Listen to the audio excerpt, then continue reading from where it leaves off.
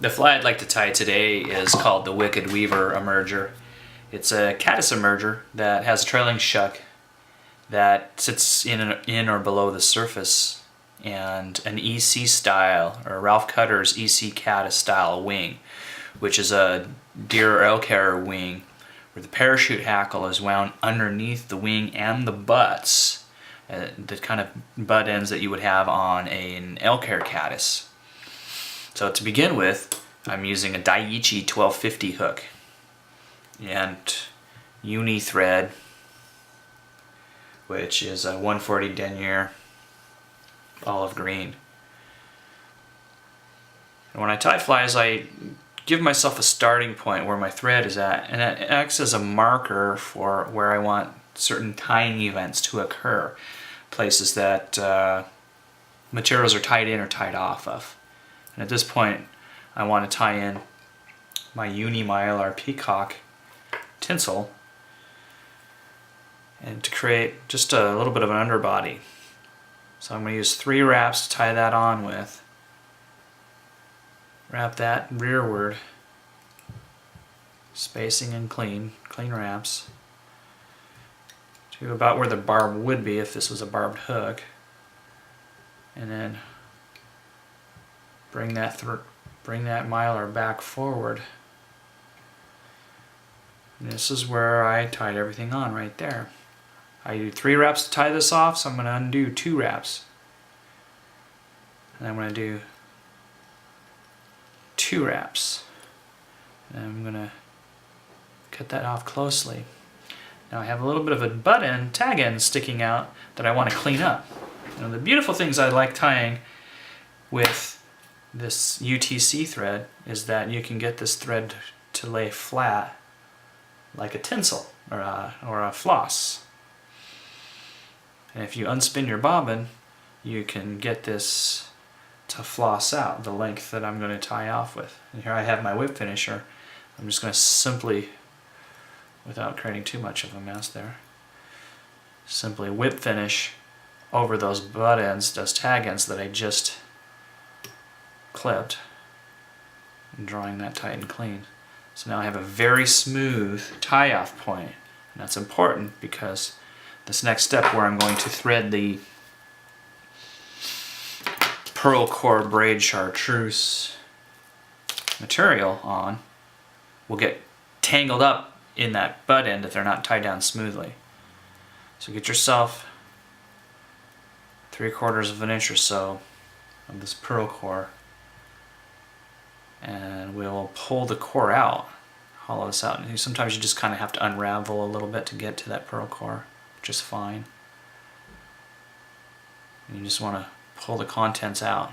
So now you have a hollow tubing. And with a lighter, you just want to heat that up till it melts a little bit. Spin that in your fingers. And so that fuses those ends so it won't unravel on itself.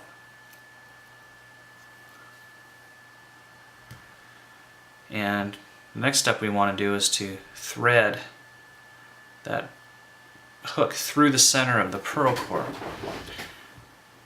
You can see that if you just kind of push that on through, then you can get that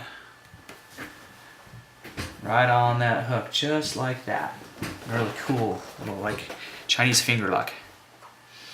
And a little trick to get your thread started again, because you can't really start the thread on the hook and wind back over that very well without this whole thing spinning around and becoming a big mess, is to give yourself a couple of wraps of thread around your finger like you're going to floss your teeth, and hold that really evenly. And I'm going to give it a couple of wraps. I'm going to pull and cinch down in both directions. I'm pulling with my index finger and I'm pulling with my bobbin. And then I'm going to give it a couple of wraps around, and a few more tight wraps, tight as you can without breaking your thread. And I'm going to trim away all that excess. Rotate the fly vise around, trim away all that ends there. You want this nice and secure so it's not going to roll on you. And if I have to come back in, I'm going to tightly wrap that. And now I have a really firm, secure, wrapped joint. Bring that thread back, as far back as you to your tie-off point. So now the next step we want to do is to get some wax and wax our thread, because this thread is quite slippy. And so I use a bit of beeswax on that thread. And I want to tie in an ostrich herl joint.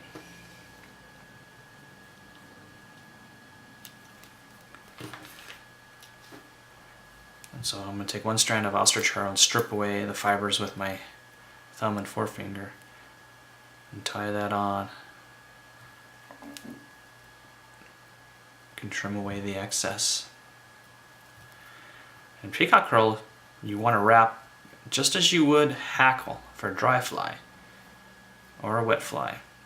And it's a very similar feather, so that way you can see that I'm stroking those fibers back and my quill is leading forward. Nice firm wraps and stroking that all back and creating a very lovely joint of peacock or ostrich. It creates a very nice little skirt or a joint between the two. For my next step is I want to get my deer hair wing tied in. I want to advance my thread up to the eye of the hook, bring it back to a point where I want my the center axis of where my wing is going to be tied in, with maybe a scissor width more left rearward in reserve. So I'm using dyed done deer hair, a small amount about the size of a fettuccine noodle. I'm just going to stack it in a hair stacker so we have nice, even ends here to work with. And I want to measure out to the length, the furthest point of the hook shank of the curve, the bend, and transfer that to my left hand. I'm pinching very firmly with my index finger and thumb. And I'm going to bring my thread straight up, over and around, and straight down, pinching. And then I'm going to cinch that tight. Not going to let go. You can keep your hair under control the whole time. It takes about 3 of these wraps before I start to really cinch down tightly. I got real tight. I'm going to go tight again. Tight, tight, tight wraps without breaking your thread. So as you can see now, I'm getting a nice wing established with a lot of the butt ends really long. And that's critical to keep that long. I'm going to bring everything up and I'm going to give it a few wraps underneath firmly, in front of, and behind firmly. And bring that thread back. And trim away anything that you need that's stray or in the way.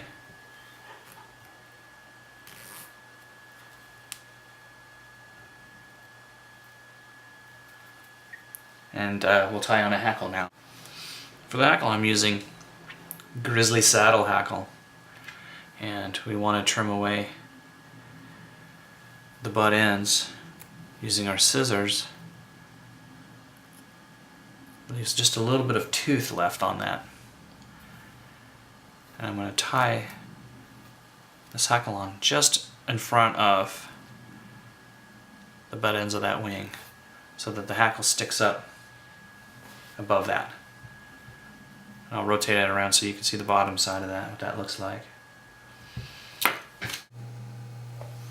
So the next step, once your hackle and wing are affixed, is to go ahead and dub the thorax. And for dubbing the thorax, I'm using UV ice dub, the light olive. I'm not going to use very much. I'm just going to get enough on my thread to get a nice tight dubbing needle. Just pinch that on the thread and get it nice and tight. This is an important step right here, because this is what's going to help finish the wing mounting and get that wing into place. Is I'm going to get a hold of all the fibers with my left hand here, and that's my right hand. I don't know my left from right. With my left hand I'm going to pass dubbing behind the wing and pull that forward and jam that dubbing right up underneath that wing in the back there. And now I'm going to pull everything forward and jam that dubbing up tight in front of the wing. And with that, I'm just going to create a nice small little head there.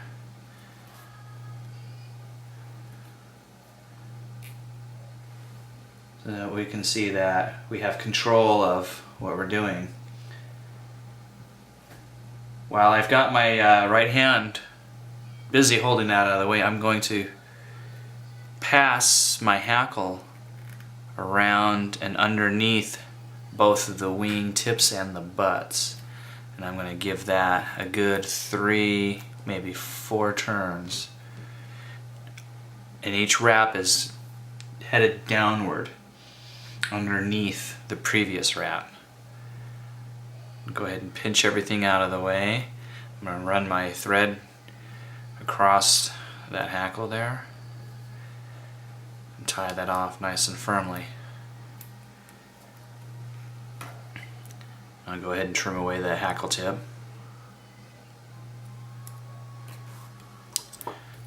And give this a whip finish.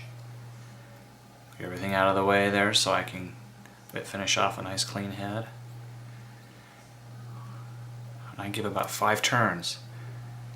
Hold that up tight. Make sure that's nice and tight. At this point, I want to start to separate my butt ends here from the tips. You can get in there and pinch that if you like.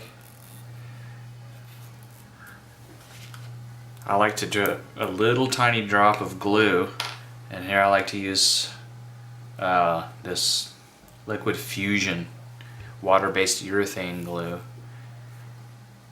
And I'll put just a small little tiny drop in there.